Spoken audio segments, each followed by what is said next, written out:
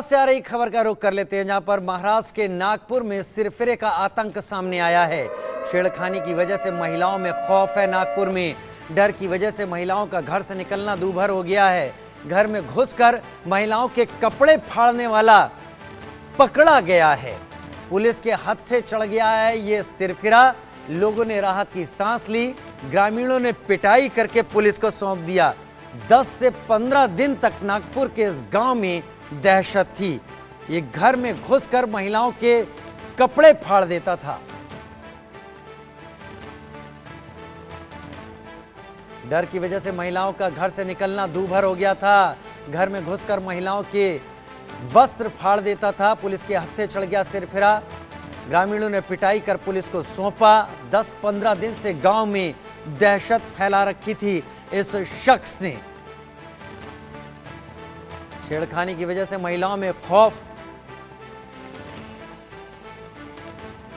उधर महाराष्ट्र के नागपुर में घर में घुसकर महिलाओं से छेड़खानी करने और उनके नहीं मिलने पर कपड़े फाड़ने और चुराने वाला साइको व्यक्ति पुलिस के हत्थे चढ़ा है। 15 दिनों से MIDC थाना परिसर की महिलाओं में दहशत मचाने वाले व्यक्ति के पकड़े जाने से पुलिस ने राहत की सांस ली है। आरोपी का नाम संतोष कुमार है।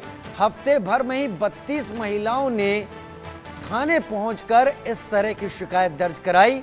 संतोष की एक पाइप कंपनी में वो काम करता था। पुलिस सूत्रों के अनुसार संतोष मनोरोगी है और वो करीब 15 दिनों से वाड़ी थाना परिसर की बस्ती में सक्रिय था।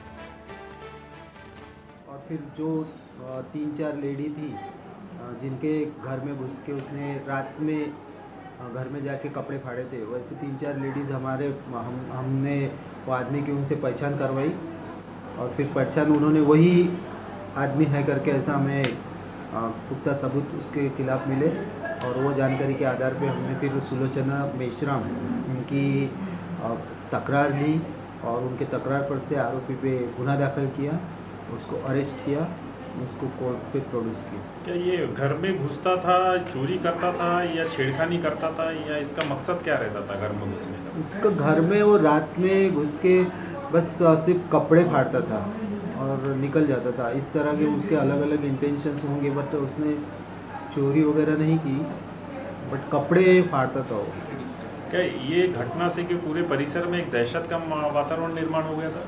हाँ, 2-3 घटनाएं हुई थी, पुलिस कंप्लेंट नहीं हुई थी उसकी।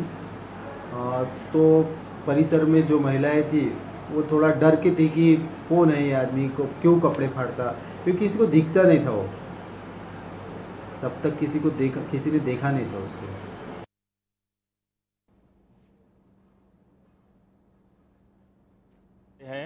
शिकायत थी कि 1 नहीं, 2 नहीं, 5 नहीं, करीबन 32 महिलाओं द्वारा इस प्रकार की शिकायत दर्ज की गई है कि अवैध पर्सन जो है अवैध तरीके से घर में घुसता है और रात के समय घुसता है, खिड़की दरवाजे खोलता है और महिलाओं से छेड़खानी करता है। ये मामला जिस प्रकार यानी पुलिस शिकायत में आया, पुलिस विभाग द्वारा जो है 3 से 4 दिन के अंदर ही आरोपी को अरेस्ट किया गया है। MIDC डिगडोह क्षेत्र की हम लोग बात कर रहे हैं, जो नागपुर से छटा हुआ इंडस्ट्रियल एरिया है और सटा हुआ होने के कारण यहाँ पर लेबर क्लास जो वर्ग है वो ज़्यादा यहाँ पर रहते हैं। चूँकि महिलाओं में इस प्रकार की दहशत थी कि रात में निकलना महिलाओं का मुश्किल हो गया था, फिर भी महिलाओं ने हिम्मत करके एक सार्वजनिक रूप से शिकायत करके हिंगना MIDC पुलिस स्टेशन, जहां मैं ठीक खड़ा हूं, वहां पर शिकायत दर्ज की और शिकायत दर्ज करने के बाद में आरोपी को हिरासत में लिया गया और आरोपी को जो कोर्ट द्वारा न्यायिक हिरासत दी गई है। इंडिया न्यूज़ नागपुर से कैलाश सुगंध गिरी। तो MIDC नागपुर की यह घटना है, जहां पर एक शख्स घरों में घुसता था रात के अंधेरे में और जाकर कपड़े फाड़ता था, छेड़खानी करता था। अब पता चल रहा है कि ये मनोरोगी भी है। संतोष कुमार इसका नाम है और अब इसको करीब 5 दिन के अंदर पुलिस ने पकड़ा है। 30 से 32 महिलाओं ने इस तरह की कंप्लेंट की है। लेकिन बात केवल इस मुद्दे तक सीमित नहीं है। हमारे साथ कुछ खास मेहमान इसमें जुड़ने वाले हैं। बात इसी तरीके के और भी तमाम दूसरे घटनाओं की यहाँ पर है। ताहिरा हसन वुमेन एक्टिविस्ट के तौर पर मेरे साथ जुड़ रही हैं। विकास श्रीवास्तव मेरे साथी इस वक्त मेरे साथ महाराष्ट्र से जुड़ रहे हैं। पहले विकास आपका रुख कर लेते हैं। विकास, इस घटना में क्या ये शख्स जो घर में घुसता था ये महिलाओं के साथ छेड़खानी करने के बाद उनके पहने हुए वस्त्रों के साथ इस तरीके की हरकत करता था या फिर घर में पड़े हुए कपड़ों को फाड़ दिया करता था? पूरी घटना सिलसिलेवार बताएं और बाकी चीजें फिर हम अपने विशेषज्ञों से इसमें चर्चा करते हैं। बिल्कुल, देखिए इस घटना की गंभीरता, इस घटना का मैग्नीट्यूड इसी बात से पता चलता है कि बीते 15 दिनों में एक नहीं दो नहीं बल्कि 32 महिलाओं ने पुलिस में इसकी शिकायत दर्ज कराई थी। और सबकी शिकायत में एक बात जो कॉमन थी वो ये थी कि गुनाह का पैटर्न जो था, क्राइम जो था, वो एक जैसा ही था। मतलब देर रात या कहें कि आधी रात ये शख्स महिलाओं के घर में घुसता था, उनकी अलमारी में से कपड़े चुराने की कोशिश करता था या उनके बदन पे जो कपड़े होते थे वो खींचने की कोशिश करता था और विरोध करने पे अभद्रता से पेश आता था, उनको मॉलेस्ट करता था। ये आरोप है पुलिस का। और जब इसकी गंभीरता पुलिस ने समझी कि एक नहीं दो नहीं बल्कि 32 महिलाएं बीते 2 हफ्ते में इस किस्म की शिकायत कराती हैं, तो इस आरोपी की जो धरपकड़ है वो तेज कर दी गई। उसको पकड़ने की कोशिश हुई, तमाम सीसीटीवी खंगाले गए इलाके के और अंततः संतोष कुमार नाम के इस शख्स को पुलिस ने धर दबोचा। जो जांच शुरुआत की हुई है उसमें पता चला है कि ये मानसिक रूप से विक्षिप्त है, एक मनोरोगी है और इसी दौरे जब पड़ते थे तो इस किस्म की हरकतें करता था। हद तो तब हो गई जब 15 अप्रैल की देर रात 3 बजे इसने 76 वर्ष की एक वृद्ध महिला के साथ अभद्र व्यवहार किया, उसे मॉलेस्ट करने की कोशिश की। लेकिन जब उसकी पोती रात के 3 बजे जाग गई तब वो वहां से भाग निकला। तो कई बार इसने इस किस्म के गुनाह करने की कोशिश की। एक मानसिकता की ओर इशारा करता है ये गुनाह कि कैसे औरतों को एक बहुत ही आसान शिकार समझने वाली एक मानसिकता है। और इसी वजह से मानसिकता बहुत खतरनाक है। मैं आपको बताऊं कि इसकी वजह से दहशत बनी हुई थी समूचे इलाके में। जो MIDC का इलाका है, ग्रामीण क्षेत्र है, महिलाएं देर रात तक जगती थी इसी डर से कि कोई अनजान व्यक्ति जो है उनके घर में न घुस जाए और इस किस्म से गंदी हरकतें न करने लगे। एक दहशत व्याप्त हो गई थी, भय व्याप्त हो गया था उनके मन में और इस भय का आखिरकार अंत हुआ है संतोष कुमार की गिरफ्तारी के साथ। तो ये पूरी घटना है। जी विकास, आपसे बात करेंगे हम, लेकिन लोगों का वहां पर क्या कहना है एक बार वो भी समझ लेते हैं। जैसा आपने कहा कि लोगों के अंदर डर बहुत था, घटना ही कुछ ऐसी है, डर बहुत फैलता भी है। अनजान चेहरा, अनजान शख्स रात के अंधेरे में, लोगों का क्या कहना है, पीड़ितों का क्या कहना है, सुन लेते हैं। अभी हम नागपुर से सटे डिगडो गांव में खड़े हैं जो कि इंडस्ट्रियल एरिया MIDC के अंतर्गत आता है। जिस प्रकार हम बता रहे थे पुलिस स्टेशन से कि किस प्रकार से 32 महिलाओं ने जो शिकायत दर्ज कराई थी कि एक व्यक्ति जो है वो बिना किसी बताए किसी के भी घर में यानी घुस जाता है, चोरी करता है। एक व्यापक डर यहाँ महिलाओं के बीच में निर्माण हो गया था और यहीं के नागरिक और पुलिस के सहयोग से उसे पकड़ाया गया है। हम यहाँ पर गांव की महिलाएं हमारे साथ में, कुछ पुरुष हमारे साथ में, हम इनसे पूछेंगे आखिर क्या हो गया, क्या हुआ था आखिर। वो रात में 3 बजे आया था और मेरे साइड में ही मोबाइल था, मतलब हम सोए थे तो उन्होंने वो फ़ोन पता नहीं मुझे कब लिया कब नहीं। फिर वो बेड, मेरे पैर की मतलब बेड था ना, तो वो पूरा खड़ा हो गया और वहाँ पे मतलब अलमारी थी तो वहाँ पे देख रहा था कि क्या मिलता है। तो तभी उसका पैर मेरे पैर पे गिरा तो मैं उठ गई और फिर मैंने चिल्लाना शुरू किया तो भाग गया वो। अच्छा, ये कितने दिन से चल रहा था? ये 1 महीना तो हो ही गया है। 1 महीने से, यानी आपको डर तो होगा परिसर में, सभी में डर था ऐसा? हाँ, सभी डरे हुए थे। सभी डरे हुए थे। तो क्या रात में आप सो नहीं पाते होंगे, आपको टेंशन लगता होगा कि कभी हमारे घर में ना आ जाए? हाँ, तो आया ही ना घर पर। आया ही था घर पर। हाँ। अच्छा, तो आप नागरिकों ने ही उसे पकड़वाया या पुलिस विभाग ने पकड़ा? नागरिकों ने पकड़ा। नागरिकों ने पकड़ के पुलिस के हवाले किया। आपको भी डर था जिस प्रकार से आपका जैसे आंगन वगैरह खुला है? खुला है, आंगन खुला है, ये सामने वाले दरवाज़ा नहीं है, अंदर दरवाज़ा था तो दरवाज़ा खोल के अंदर आया वो और देखने लगा इधर उधर। तो मेरी नज़र गई तो मैं चिल्लाई चोर आया करके। तो मेरा लड़का उठा, उसके पीछे दौड़ा तो वो मिला ही नहीं, कहाँ नहीं। तो एक प्रकार से सभी महिलाओं में ज्यादा डर था, लेडीज महिला लोगों में। लेडीज लोगों में ज़्यादा डर था। आप भी डरे हुए थे? हाँ मेरे को ही डर लगता, लेकिन मेरे घर में नहीं आया, लेकिन वो बाजू में है ना, तो उसका दरवाजा 2-3 बार ये किया बोलते। अच्छा, तो बहुत सारे लोगों के मोबाइल और हमारे बहुत सामने सारे भी है। बहुत सारे लोगों के सामान वो घर से भी चोरी हो गए हुए, ऐसा भी मालूम पड़ा था। दूसरी एक बात गांव में हमने ये देखी कि यहाँ पर सभी के गेट में, अभी जो टाइम हम लोग आए, सभी के गेट पे ताले लगे हुए हैं और सबकी सब जो घर के अंदर है, यानी दिन में भी यही माहौल। तो आप सोच सकते हैं कि शाम में क्या माहौल रहता होगा, रात में क्या माहौल रहता होगा। इंडियन न्यूज़ नागपुर से कैलाश सुगंध की रिपोर्ट। कहने को तो नागपुर के नज़दीक ये इलाका है, गांव का इलाका पड़ता है, क्योंकि एमआईडीसी एरिया है, वहाँ इंडस्ट्रीज भी आसपास हैं, लोग रहते हैं जो काम करने वाले हैं, लेकिन फिर भी वहाँ पर इतना खतरा, इस तरीके से कोई वारदात कर जाए। विकास श्रीवास्तव मेरे साथ इस वक्त जुड़े हुए हैं। विकास, थोड़ा सा एलोबरेट और मैं आपसे करवाना चाहूँगा, फिर मैं ताहिरा जी का रुख करूँगा। ये शख्स मनोरोगी बताया जा रहा है, कितनी दूर रहता था इस कॉलोनी से जहां से ये ऐसी हरकत करने के लिए आता था, और क्या 15 दिन के अंदर इसका मनोरोग इतना बढ़ गया था कि इसने ये सब करने की कोशिश शुरू कर दी, या फिर ये काफी वक्त से सब कर रहा था जिसके बारे में पता नहीं? और तीसरी चीज, इसके परिवार वाले क्या कह रहे हैं इसके बारे में? जी बिल्कुल, देखिए अब ये पुलिस की हिरासत में है और पुलिस इससे पूछताछ कर रही है कि ये सिलसिला कितने दिन से चल रहा था। लेकिन पुलिस ने हमें साफ कहा, जो प्रवीण काले जो इंस्पेक्टर हैं वहां के लोकल पुलिस थाने के, उनसे हमारी बातचीत हुई थी। उन्होंने हमें बताया कि ये मानसिक रूप से विक्षिप्त है और इसे इस किस्म के दौरे पड़ते हैं। वो औरतों को अपना आसान शिकार समझता है, ऐसा उसकी बातचीत से पता चला, और इसीलिए उसके हर अपराध में उसके निशाने पर औरतें रहती थी। वो घरों में जब घुसता था तो हमने देखा कि उसका आमना सामना मर्दों से कम हुआ है, औरतों से ज्यादा हुआ। उसने हमले जो किए हैं वो औरतों पे ज्यादा किए हैं, और औरतों के कपड़े फाड़ने की कोशिश की है, अलमारी से कपड़े निकालने की कोशिश की है, कोई महंगी चीज अगर उसे घर में दिख जाती है तो उसे लेकर वो वहां से भागने की कोशिश करता था। तो इसकी मानसिकता को लेकर पुलिस ने भी चिंता जताई कि ये मानसिकता जो कि औरतों को एक आसान शिकार समझती है, इस किस्म के अपराधों को जन्म देती है। तो हालांकि गिरफ्तारी की बात जो है समूचे इलाके में काफी राहत है। ये एक रेसिडेंशियल कॉलोनी है जो कि तकरीबन 1.5 से 2 किलोमीटर के इलाके में फैली हुई है।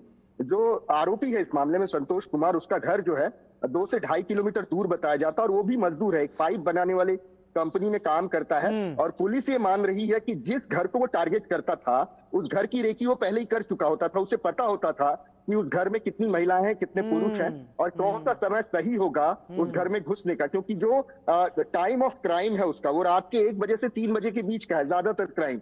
मतलब वो देर रात वो घरों में घुसता था किसी प्रिटेक्स्ट पे, या जबरन कोशिश करता था घर में घुसने की, और ज्यादातर घर वही टारगेट किए जिनमें महिलाएं ज्यादा हैं, पुरुष कम है या पुरुष नहीं है। तो ये पैटर्न रहा है। पुलिस आगे भी पड़ताल कर रही है, लेकिन सबसे अच्छी खबर मैं बता दूं कि इसकी गिरफ्तारी है। इसकी गिरफ्तारी के बाद यहाँ के लोगों ने राहत की सांस ली है। मैंने खुद कुछ महिलाओं से बात की जिनमें काफी इस बात को लेकर संतोष था कि अब वो सलाखों के पीछे है। जी। सलाखों के पीछे आप बने रहिए हमारे साथ, क्योंकि अब ताहिरा जी का मैं रुख करना चाहूंगा। ताहिरा जी, अक्सर महिलाओं को इस तरीके से शिकार बनाया जाने की कोशिश सामने आती है। मेट्रो सिटीज की बात करें तो अब इक्का दुक्का सुनाई पड़ती होंगी, लेकिन कस्बों और गांव में इस तरीके की हरकतें होती हैं, और ये वाली कहानी उसका एक तरीके से गवाह है। ऐसे न जाने कितने इल्मी और इस तरीके के बाबा जो टोना, जादू और पता नहीं क्या क्या करने के नाम पर औरतों को बरगलाते हैं, लेकिन फायदा आसानी से उठा लेते हैं। उनके मन में खौफ नहीं होता किसी का भी। ताहिरा जी। नहीं, बिल्कुल, देखिए आपने सही कहा। गांव और दूर दराज एरियाज में, रिमोट एरियाज में ये साधु, फकीर, बाबा जो बैठते हैं, अक्सर हम लोग सुनते हैं कि महिलाओं को मॉलेस्ट करते हैं, उनका अक्सर रेप भी हो जाता है। तो ये इस तरह की घटनाएं बराबर होती हैं। Soft target. फिर उसके बाद कहते हैं मनोवैज्ञानिक है। देखिए मनोवैज्ञानिक तो है, क्रिप्टोमेनिक है। वो लोग क्या होता है कि खरीद सकते हैं सामान लेकिन चुरा लेते हैं। लेकिन यहाँ वो चीज नहीं है। Is not cryptomeric. यहाँ पे ऐसा नहीं है कि वो दिन के उजाले में कहीं गया है, बैठा है, कोई सामान उसने उठा लिया, वो क्रिप्टोमेनिक होता है, वो एक बीमारी का ही वो होता है। लेकिन यहाँ पे वो रेकी कर रहा है, मनोवैज्ञानिक है, तो फिर वो रेकी कर रहा है, यानी उसको महिलाओं को हैरेस करने में और महिलाओं के साथ अभद्रता करने में एक रेलिश कर रहा है वो। आप देखिए ये व्यक्ति, और ऐसा नहीं कि घर वालों को पता ही ना हो, जहां वो जाता है रहता है किसी को पता ही ना हो, या उसके दोस्तों को पता ना हो कि ये रेकी करता है, जाता है रात के अंधेरे में जाता है और वहां महिलाओं का सामान इधर उधर करता, कुछ कीमती अरे सामान किसी होता घर है, में रहने तो वाला उठा कोई लेता शख्स है। अपने घर से बाहर जा रहा है और घर हाँ, वालों और को वो पता रात ही में, ना चले, ये तो अजीब हाँ, सी बात रात है। के अंधेरे में। ये बिल्कुल एक नई बात है कि कहने को कि भाई वो मनोवैज्ञानिक है, वो रात में जाता है, वो घरों में जाता है, वो महिलाओं का रेकी करके जाता है, कितनी महिलाएं हैं, कम मिलेंगी, और वो कीमती वस्तु उठाता है, वो कोई बेकार का सामान उठा ले। तो इससे लगता है कि ये पूरा एक क्या है, इसका पूरा पुलिस को इन्वेस्टिगेशन करना पड़ेगा। हम्म थॉरो इन्वेस्टिगेशन करने की बात है ये, हम्म इसको ऐसे लेने की बात नहीं है। हम्म इसको पूरा इन्वेस्टिगेशन करके पता किया जाए इसके पीछे कौन है, उनके परिवार वालों को भी सबको इंट्रोग्रेट करना चाहिए कि रात में अगर आपका बेटा जाता है, या अगर ये मैरिड है तो ये इसकी पत्नी होगी, तो अगर ये जाता है, या भाई होगा, बहन होगा, तो क्या कभी आप लोगों ने पूछा नहीं कि ये कि ये ऐसे रात के अंधेरे ऐसे में कहाँ जा ऐसे रहे हो? बेमतलब के वक्त पर क्यों जा रहा है, कहाँ जा रहा है, क्यों जा रहा है? काम से आ रहा है, बिल्कुल। क्या कर रहा है। मैं विकास का रुख कर लेता हूँ। विकास, ताहिरा जी ने बड़ी अच्छी बात बोली। चलिए मान लेते हैं मनोरोगी है, ये हरकतें कर रहा है, लेकिन मनोरोगी शख्स रेकी नहीं कर सकता। मनोरोगी शख्स अपनी शिफ्ट के बाद एक तय वक्त पर चीजों को देखने और इस तरह की वारदात करने नहीं जा सकता। तो इसने एक चोला ओढ़ा हुआ है मनोरोगी होने का। बिल्कुल, देखिए पुलिस की थियरी भी यही है। पुलिस ये मानती है कि वो मनोरोगी होने का ढोंग कर सकता है। वो खुद का एक लीनियंसी के लिए कि पुलिस उससे सख्ती से पेश ना आए, इसलिए अक्सर हमने देखा है कि आरोपी जो है वो मनोरोगी होने का ढोंग करते हैं। कदाचित यही बात इसके साथ भी सच हो, लेकिन इतना तय है कि जो पैटर्न ऑफ क्राइम है, जो हम स्टडी कर रहे हैं, जो हमने पुलिस से बात करके पता किया, वो यही पता किया कि ये दिन में ही तय कर लेता था कि किस घर को टारगेट करना है। ये और तय उस करना घर भी में किसी कितने मनोरोगी के बस की बात नहीं है। बिल्कुल बिल्कुल, यही चीजें उसके अगेंस्ट में जारी की पुलिस इस थियरी पर विश्वास करने को तैयार नहीं है कि वो मानसिक रूप से विक्षिप्त है या उसे कोई मानसिक रोग है। अगर इतनी शातिर तरीके से, इतनी चतुराई से अगर कोई जीरो इन कर रहा है किसी घर में, रेकी कर रहा है, आइडेंटिफाई कर रहा है किसी घर को, तो वो निश्चित तौर पर एक शातिर बदमाश है। वो मानसिक रूप से घिनौना तो है ही, और उसमें एक शातिर अपराधी के सारे लक्षण है, पुलिस का ये कहना है। लेकिन पुलिस अभी पड़ताल कर रही है, पुलिस इससे घर वालों से भी पूछताछ कर रही है। हालांकि इसके घर में कितने मेंबर हैं ये समझ में अभी तक नहीं आया है, पुलिस ने उसका खुलासा हमसे नहीं किया है। लेकिन उन्होंने ये भी कहा कि अगर रात के 12 से 3 के बीच में अगर घर से नियमित निकल रहा था तो घर वालों को आक्षेप लेना चाहिए था।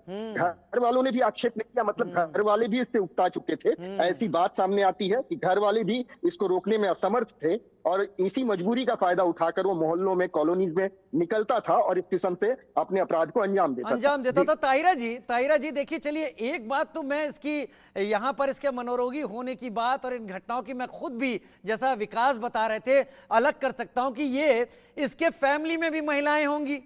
ये उन महिलाओं में और दूसरी महिलाओं में अगर फर्क करना जानता था तो ये मनोरोगी तो नहीं हो सकता। इसका दिमाग बाकायदा काम कर रहा था, ये रेकी कर रहा था। तो यहां तो स्टॉकिंग का भी एक मामला बनता है कि ये महिलाओं को फॉलो करता होगा, उनके डेली रूटीन को देखता होगा, घर में कितने लोग हैं वो सब करता होगा, और फिर ये हरकत करता होगा। अब इसमें इसे मजा क्या आता था कि ये कपड़े फाड़ने लगता था या ये कपड़ों के साथ खिलवाड़ करता था या छेड़छाड़ करता था, वो यही बेहतर बता पाएगा। लेकिन इसमें तो कई धाराएं लगनी चाहिए, और ये बेखौफ होना भी सवाल उठाता है, डर नहीं है। नहीं, बिल्कुल बिल्कुल। देखिए, बेखौफ होके वो रेकी कर रहा है, जा रहा है।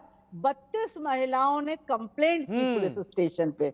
आप सोचिए, 1-2 नहीं, इतनी 32 हमारी बहनें गई, उन्होंने कंप्लेंट की। मैं कह रही हूँ, ये जाता था, उसके बाद कपड़े फाड़ता था। ये एक मानसिकता होती है, सिक मेंटेलिटी, कि महिलाओं को हैरेस कर रहे हैं, उनके कपड़े फाड़ रहे हैं, उनको मोलेस्ट कर रहे हैं, महिलाओं को डरा रहे हैं, उसमें एक रेलिश करते हैं। ये भी एक तरह का प्लेजर होता है। ये मेंटली सिक जो ये लोग हैं, वो इस तरह से एंजॉय करते हैं उसको। तो मुझे लगता है इस टाइप का था। लेकिन मनोरोगी था, अगर मंदबुद्धि था, अगर मानिए आप कहीं भी चला गया, कहीं नहीं, गिर गया, इस तरीके की हरकतें अंजाम देने वाला दिमाग में एक गंदगी लिए बैठा होता है, और उसका भी दवाइयों से इलाज किया जाना जरूरी है। फिर नहीं, बहुत खतरनाक है, मैं ये कहना चाहती हूँ। इसके आगे वो कुछ और भी कर सकता था। महिलाओं के साथ। चलिए, अभी मेरे ये कहते मेरे हैं कि- साथ मेरे साथ एक पीड़िता भी जुड़ रही हैं, ना हम उनका नाम जी। लेंगे ना उनका हम चेहरा दिखाएंगे। वो हमारी आवाज इस वक्त सुन रही हैं। एक विंडो में हम तस्वीर जरूर दिखा रहे हैं कि कहाँ क्या जगह पर हो सकती हैं वो। अगर आप मुझे सुन रही हैं तो जरा सा ये बताइए कि आपके घर पर इस शख्स ने, इस आदमी ने कब ये हरकत करने की कोशिश की? घर में कौन कौन लोग थे जिन्होंने आपको बचाया?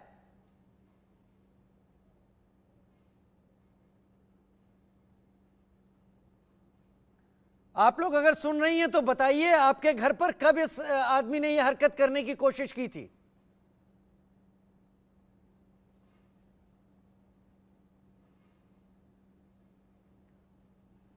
मुझे लगता है थोड़ा सा भाषाई थोड़ी सी दूरी की वजह से शायद वो महिलाएं ना समझ पा रही हो, क्योंकि सबर्ब एरिया है, छोटा गांव का हिस्सा है, नागपुर के आगे महाराष्ट्र का ये हिस्सा है। खैर, मैं विकास आपका रुख करता हूं। ये पाइप बनाने की फैक्ट्री में काम करता था, तो कई तथ्य तो साफ इसके खिलाफ जाते हैं कि ये शख्स मनोरोगी हो सकता है। कम से कम हम अपनी इस चर्चा में मानने को तैयार नहीं है मनोरोगी होगा, और अच्छी बात यह है कि पुलिस भी इसी लाइन पर काम कर रही है। लेकिन जिस कंपनी में ये काम करता था, वहां के ह्यूमन रिसोर्स डिपार्टमेंट की भी एक जिम्मेदारी होती है कि वो काम करने वाले लोगों की स्थिति, उनके बारे में सारी जानकारी रखें। क्या वो किसी बीमारी के शिकार हैं, क्या उनको कोई तकलीफ है, क्या वो कंपनी जानती थी कि वो इस तरीके से परवर्ट है, ये विक्षिप्त मानसिकता का प्रतीक ये लिए हुए आदमी? बिल्कुल, देखिए, सबसे पहले तो मैं बता दूं, इस बात के लिए कानूनी प्रावधान है महाराष्ट्र में अगर कोई एम्प्लॉयर अपने किसी को एम्प्लॉय रखता है, किसी को नौकर रखता है, नौकरी पर रखता है, तो ये जरूरी है कि वो उसकी सारी डिटेल्स जो है वो लोकल पुलिस थाने में दर्ज कराए, जिसे कि नौकरनामा कहा जाता है। मतलब उस व्यक्ति का पता, उसके परिवार का पता, उसकी मेडिकल हिस्ट्री और उसका जो कहते हैं कि परमानेंट रेसिडेंस है, मतलब उसके गांव का पता। कहां तो से आया है? चीजों का रिकॉर्ड, जी, बिहार का रहने वाला, बिहार के कटिहार का है ये रहने वाला, ये हमें पता चला, और ये रिकॉर्ड जो है उसकी कंपनी में भी दर्ज है।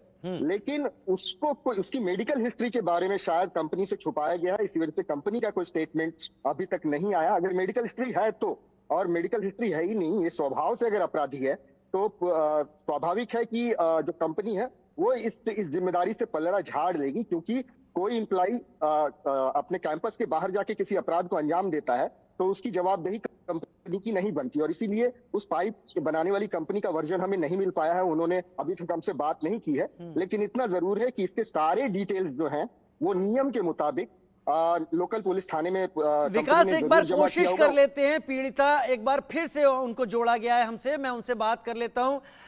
इंडिया न्यूज पर आप बीती बताने के लिए मैं आपको इस वक्त सामने सबके रख रहा हूं। ये आदमी कब आया था आपके घर, क्या हरकत इसने की और कैसे आप लोगों को बचाया, किसने बचाया?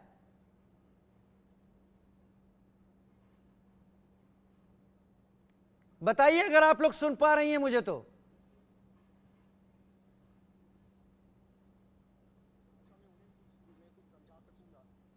कदाचित वो मैं उनसे बात करके अपने दर्शकों तक पहुंचा सकता हूं कि उन्होंने क्या महसूस किया, उनके साथ क्या वाकया हुआ, क्या घटना घटी।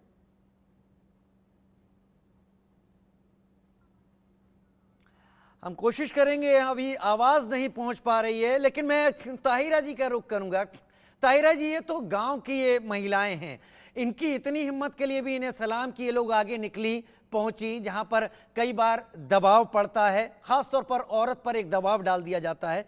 लेकिन इसको आधार बनाकर अलग अलग तबकों में, कस्बों में आ जाएं, तहसील में आ जाएं, शहर में आ जाएं और फिर मेट्रो शहरों में आ जाएं, अपराध ऐसा ही हो सकता है, लेकिन उसका तरीका दूसरा हो सकता है। इस तरीके के विक्षिप्त और गंदी मानसिकता वाले लोग हर कहीं हैं। कानून कमजोर हो रहा है या कानून का जो क्रियान्वयन है वो कमजोर है? नहीं, देखिए, पहले तो मैं सभी महिलाओं को सलाम करती हूँ कि इन्होंने कम से कम, देखिए, इस वक्त वो सुन भी रही होंगी तो थोड़ा बोलने में हिच होती है। ये हमारी ग्रामीण अंचल की महिलाएं हैं, बहुत कुछ जुड़ा हुआ है समाज की चीजें। इनके घर में कोई घुसा आदमी, यही बहुत बड़ी बात हो जाती है। देखिए, तो वो बोलने में थोड़ा सा संकोच कर रही है, मैं समझ सकती हूँ। मैं भी समझ क्योंकि सकता हूँ इसको, मैं भी समझ सकता हूँ। विमेन राइट्स एक्टिविस्ट हूँ, मैं महिलाओं में ही काम करती हूँ, तो मैं उनकी ये हित समझ सकती हूँ। वो दूर दराज के गांव में बड़ी मुश्किल से औरतें, हम लोगों से तो बात करती ही जाओ, लेकिन खुल के बोलने में थोड़ा समय लगता है। हाँ, सही देखिए कह रही हैं उनको। आप। हाँ, तो लेकिन मेरा ये कहना है कि कानून बहुत मजबूत है हमारे पास, इससे मजबूत कानून की जरूरत नहीं है। जस्टिस वर्मा कमेटी जब गठित हुई थी निर्भया के बाद, तो जो कानून बने उनमें सारी चीजें देख के एक मजबूत कानून हाथ में दिया गया, लेकिन उनका इम्प्लीमेंटेशन प्रॉपरली नहीं होता। देखिए, तुरंत का तुरंत, अगर इस तरह से पहले क्या होता था, पुलिस डायरी होती थी, मोहल्लों में एक एक ऐसा आदमी होता था जो पुलिस में इन्फॉर्म करता था कि इसमें कितने गुंडे बवाली और किस तरह के शोहदा लोग भी हैं। लेकिन अब वो चीजें खत्म होती जा रही हैं, और खत्म हो गई, आप कहिए तो पुलिस के पास रिकॉर्ड भी देर में पहुंच रहे हैं इस तरह के लोगों के। यहाँ तो पहुंचे ही नहीं, यहाँ तो महिलाओं को सलाम कीजिए कि उन्होंने जाकर दर्ज कराया कंप्लेंट, तब पुलिस को पता चला कि एक आदमी इस तरह से इतने घरों में 15 दिनों से घुस रहा है, महिलाओं को प्रताड़ित कर रहा रात के अंधेरे में।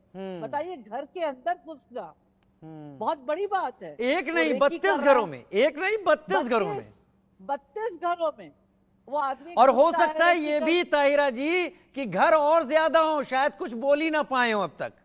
नहीं, उसमें मैं तो, मुझे तो लगता है कि उसमें कम से कम 32 ही महिलाएं नहीं बोली होंगी, देखिए, खामोश रही होंगी। चलिए, आप लोगों मुझे से चीजों को जाना, दर्शकों तक पहुंचाया और ये समझाया, ये बताया कि अब भी इतना कुछ होने के बावजूद भी ऐसी घटनाएं होती हैं, लिहाजा मजबूत होने की जरूरत है, डरने की जरूरत नहीं है। ऐसे लोग अक्सर मनोरोगी होने का कवच ओढ़ने की कोशिश करते हैं, लेकिन ये मानिए और जानिए कि उनके पीछे छुपी मानसिकता उनकी हरकतों को देखकर सामने आ ही जाती है। फिलहाल